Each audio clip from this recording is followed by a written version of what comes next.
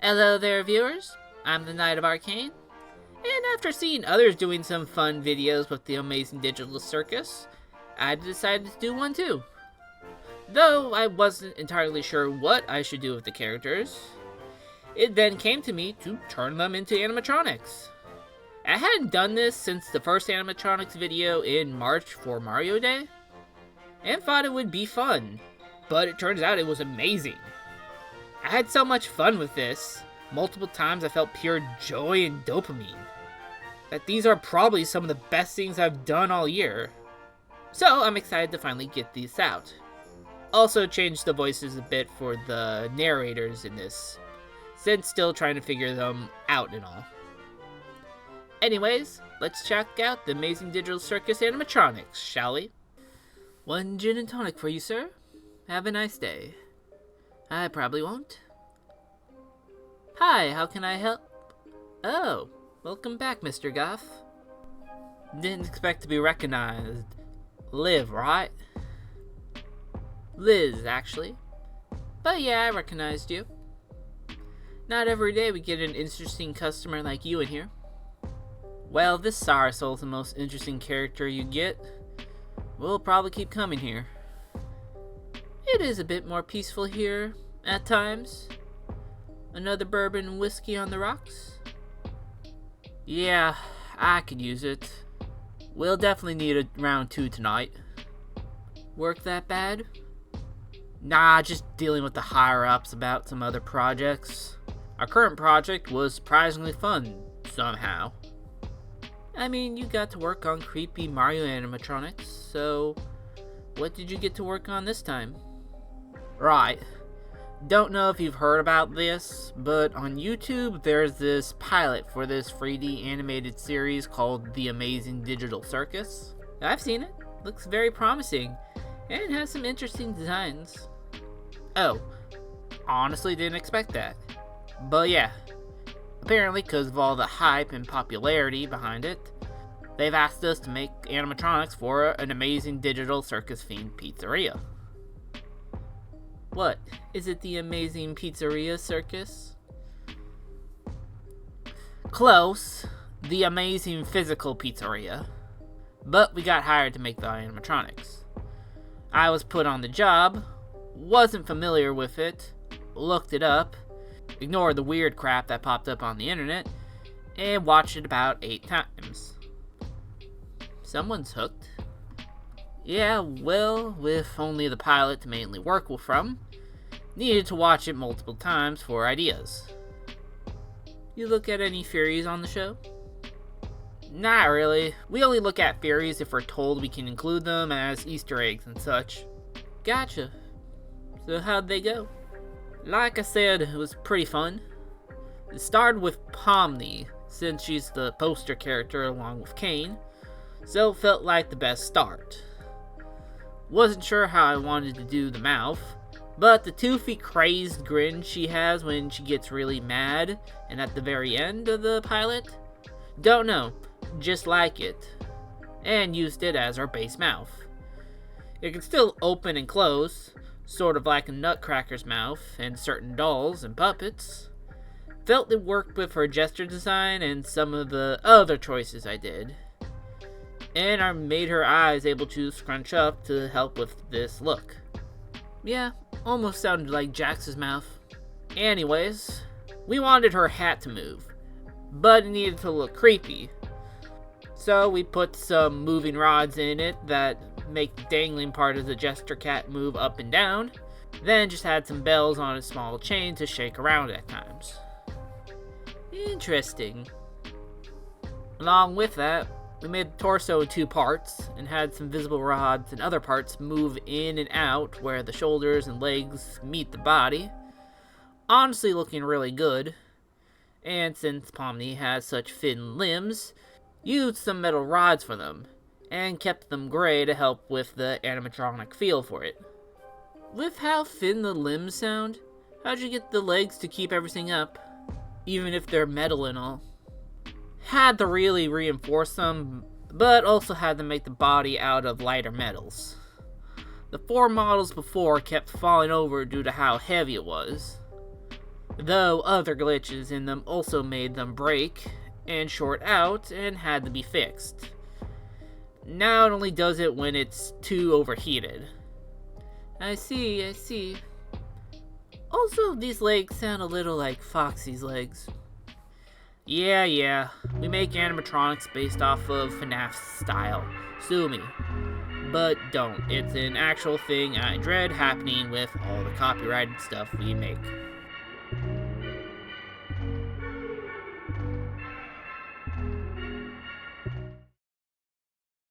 So, since it sounded like Glitch or someone working with them asked you to make these, did they get the voice actors from the pilot to voice them?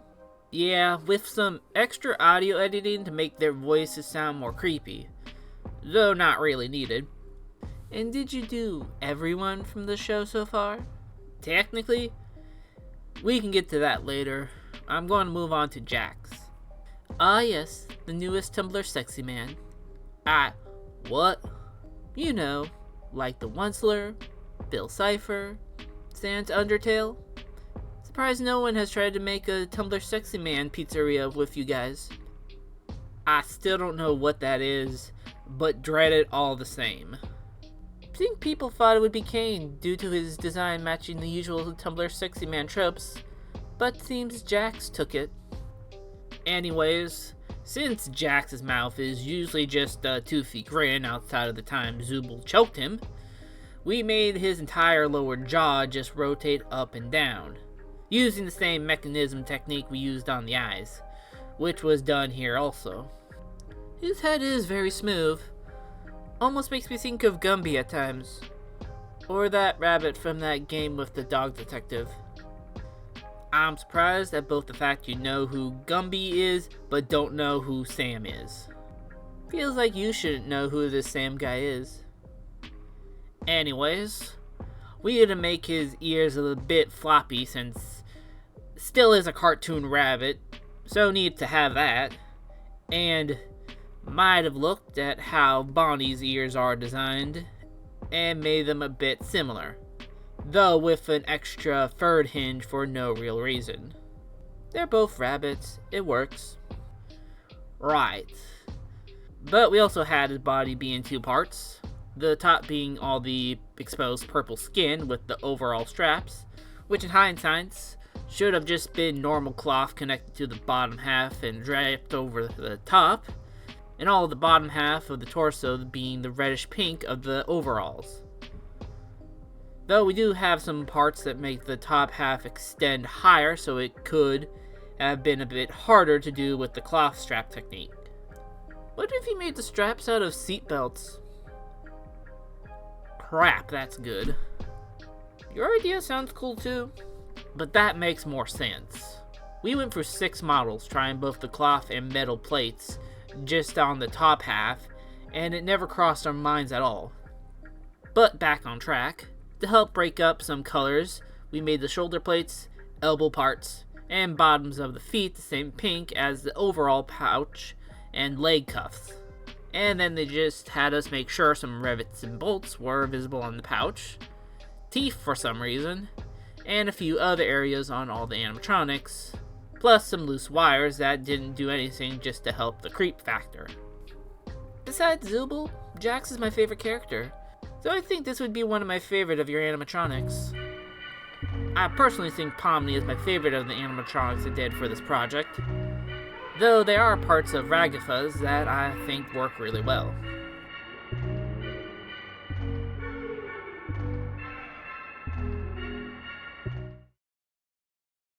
Just a quick reminder, I have a Patreon set up. It's one of the best ways to help support the channel.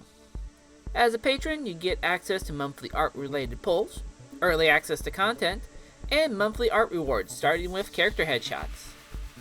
Plus, the more patrons we have, the closer we get to our Patreon video goals. So if you can, head over to our Patreon to become a patron today, starting at $3 a month. Every little bit helps. Anyways, now back to the animatronics. She's partly based off those Raggedy Ann dolls, right? Take any inspirations from Annabelle? That's just a normal looking Raggedy Ann doll, and the one in the movies pretty much has nothing to do with the real Annabelle. So no, just stuck with Ragatha's design and creepy animatronics. Similar to Pomni, the arms could extend out from the body from the shoulders, and used a similar mechanism in the bow as a way to sort of make it look like it's moving. The hands were a bit tricky though. How so? She seems to have a thumb, a pointer finger, and a clump of fingers that represent the other three. Getting that to work with this animatronic wasn't easy, and still feel some parts of it are off, along with parts of the arms. Makes me think of your Peach animatronic with how many problems you seem to have with it. Yeah, I guess, but I wasn't worried about beauty this time. Ragatha has a good design, and I'm sure a few would call her beautiful, especially in some of the fan art of her. But she's a pretty simple looking character, so we went with having a very classic FNAF style like head, like we did with Mario and Luigi. Gave her some big blocky teeth, even though never really shown with teeth in the show, and painted a bit of her inner mouth mechanism to act as the back of the mouth, though we had a little hole in the back that shows a few wires. But one problem we had was the animatronic's posture. We set it up in 3 parts: torso, the belt ribbon part, and the dress, which is also 2 parts, with the endoskeleton leading to the chonky circus baby-like legs, and the main dress part above. This all to partly help the animatronic to be looking and have different parts be in different directions. But the models just weren't working. Some would start shaking, some would bend to the side in a right angle, and one even twisted to the side so fast the top half was ripped off. 10 models were used, and right now it has a big lean to the side we're still trying to fix, but it's going to be sent out like this. Wonder what's the cause? Me too. But the eye works great, with the upper lid painted like her eyeshadow. Ragatha has eyeshadow? Yeah, when she emotes. But have that, and bolted a giant circular plate on her face as her right eye, and have her nose move a little too. Though not side to side like when she's partly abstracted, that goes all Pong in her face. You think you'll be asked to figure that out? Probably at some point. Also, what did you do for the hair? Oh, right. We were going to use rope, have it move around and all, but we were then told not to. That didn't look that creepy when on the model. That doesn't make much sense. Can't argue with that, but also can't argue much when they want the models changed. So I found some rebar poles, don't ask why we have them, and got them bent into some pretty clean curves. Colored them red, and stuck them in one of the Ragatha heads we had. And they loved that. How? No idea. But we were able to get it all to work with all that jammed up there, so I won't question it or the small bonus I got for taking the initiative, or whatever bull they're trying to sell me.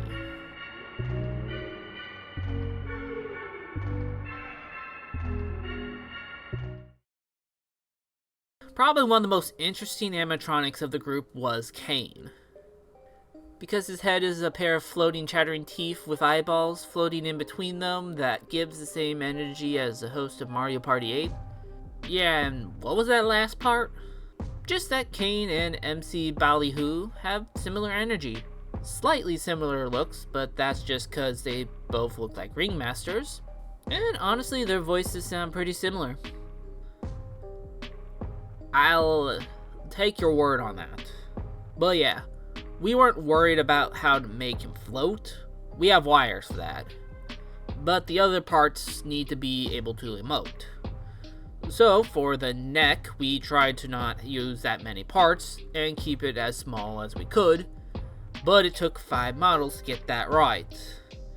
For the eyes, we figured out how to use some small rods to help move them up and down, and program them to be able to rotate in different directions and be at different levels for more expressions. Then use similar rods and pistons to move the jaws up and down. Any bite of 87s happen? No, no. Well, a few of us did use it to squish some pumpkins and a watermelon one time during break. Had to completely remake one of the heads after that. One of the heads. Right, we made two.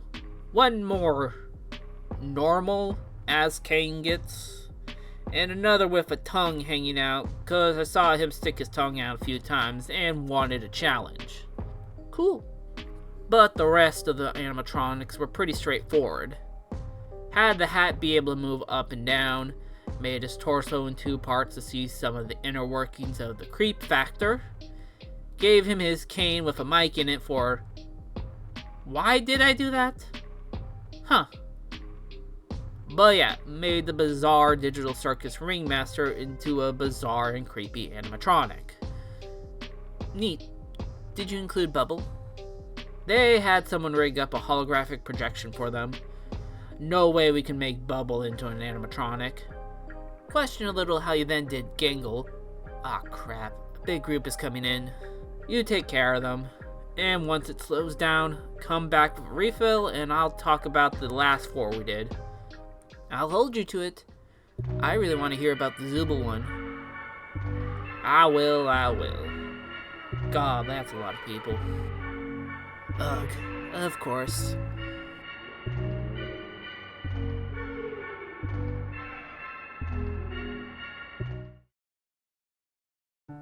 And that was our first round of the Amazing Digital Circus as animatronics.